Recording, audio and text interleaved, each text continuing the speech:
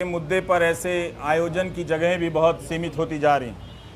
अच्छी बात है कि प्रेस क्लब है जहां पर आकर लोग अपनी आवाज़ उठा सकते हैं। 1000 दिन से उमर खालिद जेल में हैं।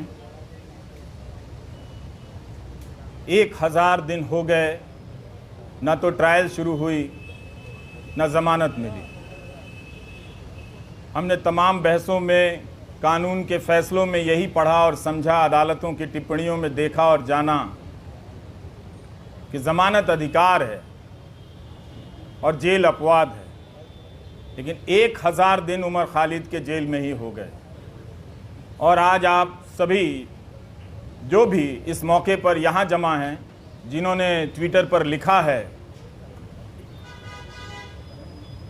और आप सबके सैकड़ों मोबाइल फ़ोन के ज़रिए जो लाइव लोग देख रहे हैं, उन सब ने एक बहुत बड़ा काम किया है।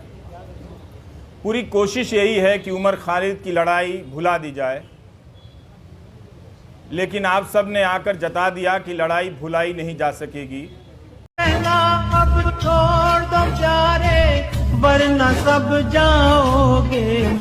उसकी अकेले की लड़ाई अंदर की है, लेकिन बाहर भी आप उसकी यातनाओं को जो वो झेल रहे हैं, उसे आप महसूस करते रहेंगे।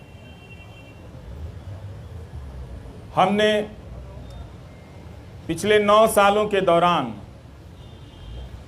राज्य की हिंसा करने की क्षमता को बदलते हुए देखा है। अब राज्य अपनी पार्टी, गोदी मीडिया और आईटी सेल के जरिए आप पर मानसिक हिंसा करता है, आपको बदनाम करता है। और इसकी शुरुआत अगर ठीक तरीके से देखी जाए, संगठित तरीके से देखी जाए, तो उमर खालिद से होती है। जब वो अनजाने में उन टीवी चैनलों के स्टूडियो में चले गए इस उम्मीद में कि इन चैनलों के ज़रिए किसी की बात रखी जाती है, किसी का पक्ष रखा जाता है, मगर जब तक वो जाते तब तक चैनलों ने अपना रुख हमेशा हमेशा के लिए, आने वाले 10-12 साल और न जाने और कितने साल के लिए बदल लिया था। तो उस गोदी media, IT cell, political party के ज़रिए एक पीएचडी के छात्र को देशद्रोही के रूप में स्थापित कर दिया गया। समाज की नज़र में उसे कमज़ोर कर दिया गया, जो पहले से ही कमज़ोर था। हमारी आपकी तरह पढ़ने लिखने वाला एक लड़का था, जो नहीं जानता था कि उसके पीछे इतनी तैयारी से सिस्टम ने हमले के सामान जुटा लिए। दूसरा तरीका राज्य ने अपनी हिंसा का ये बदला, ये आप सभी जो सुन रहे हैं उसे समझना भी चाहिए कि पहले राज्य कानून की धाराओं की आड़ में छिपकर हिंसा करता था, लेकिन अब हिंसा करने के लिए वो कानून बनाने लगा है ताकि वो खुलकर हिंसा कर सके। ये बदलाव आया है और आज राज्य, हम सब देख रहे हैं, सिर्फ उमर खालिद नहीं हैं, शोमा सेन भी हैं। भीमा कोरेगांव केस में 5 साल से अंडर ट्रायल हैं। जब बड़े बड़े न्यायाधीशों को अंडर ट्रायल के बारे में बोलते हुए सुनता हूं, तो मुझे लगता है कि यही 2-4 केस उन्हें भी नज़र नहीं आते होंगे, या उन्होंने भी अपनी सुविधा के हिसाब से इन कुछ केस को देखना सुनना बंद कर दिया है, इस तरह से कि ये केस छोड़कर बाकी और केस पर बोला जाए।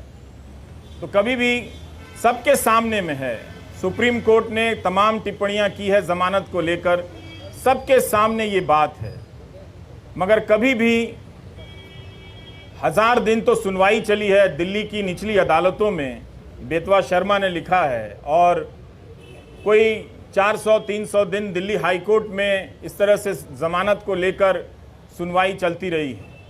इसके बाद भी ज़मानत एक इतनी मुश्किल उम्मीद इस लड़ाई में बनकर सामने आ गई है। यही उम्मीद कर सकते हैं कि कभी कभी न्याय व्यवस्था की अंतरात्मा किसी रात तो जगती होगी, और जब जग जाएगी तो देखेगी कि कानून के हाथ लंबे नहीं, उस कानून के हाथ रंगे हाथ भी होते हैं। उसे नज़र आएगा, वो बात समझ में आएगी कि क्या हो रहा है। हम सब ने यह भी देखा है कि मीडिया के स्पेस से उमर खालिद को धीरे धीरे पीछे की तरफ धकेल दिया गया, किनारे कर दिया गया, ताकि भुलाने की प्रक्रिया में तेज़ी आए। मैं अक्सर सोचता हूँ कि जो लोग शुरू में बोला करते थे वो लोग आगे चलकर बोलने की प्रक्रिया से ऊब गए या उस प्रक्रिया के सहयात्री हो गए, जिसने ये तय किया है कि हम जब किसी के साथ इस तरह की यातना करेंगे, खूंखार धाराओं में उसे बंद कर देंगे तो उसे भूल जाना होगा, उसे उसके हाल पर छोड़ देना होगा।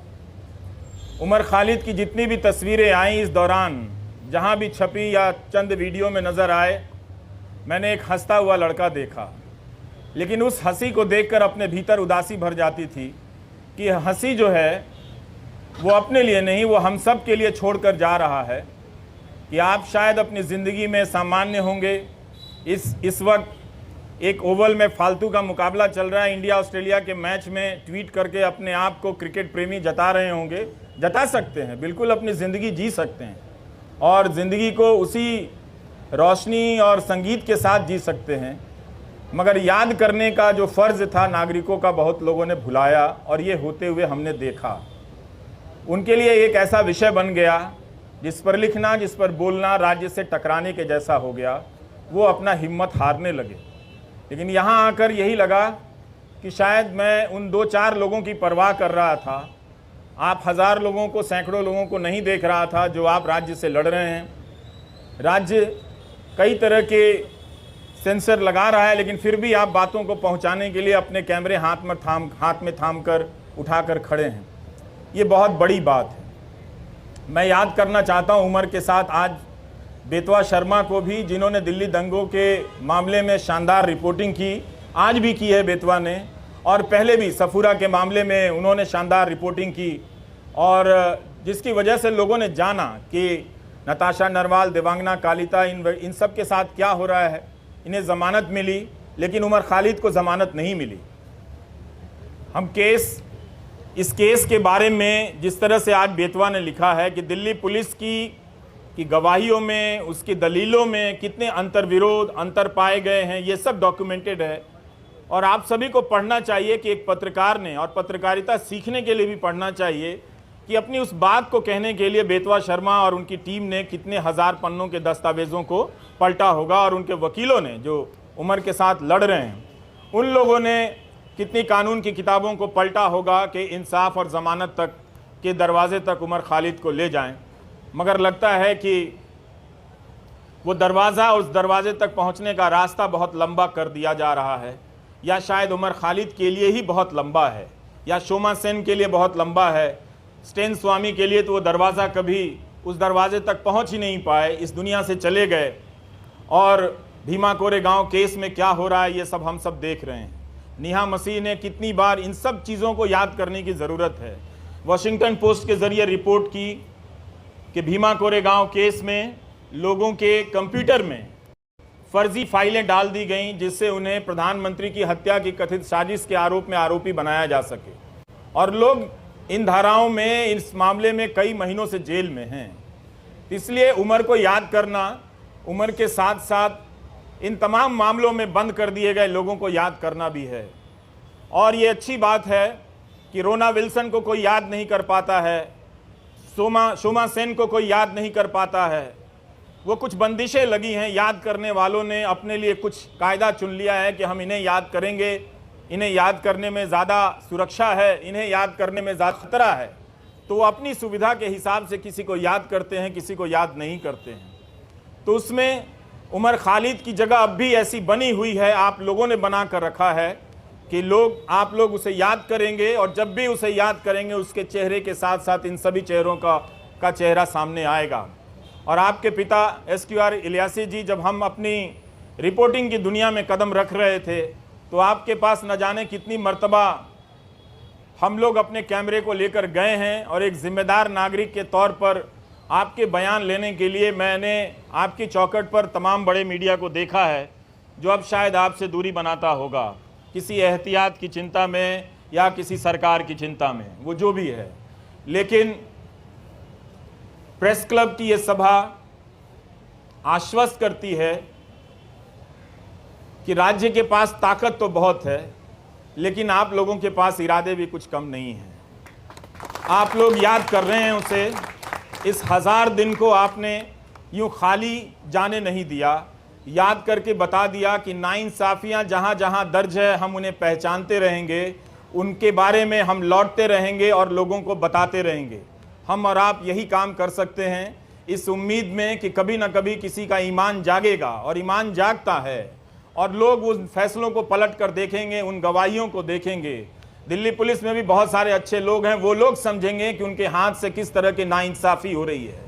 उनकी रातों की नींद भी खराब होगी किसी वक्त में, जब वो खुद किसी नाइंसाफ़ी के दौर से गुजर रहे होंगे, तो अपने द्वारा की गई नाइंसाफ़ियों को याद तो करेंगे ही। हम सब याद करते हैं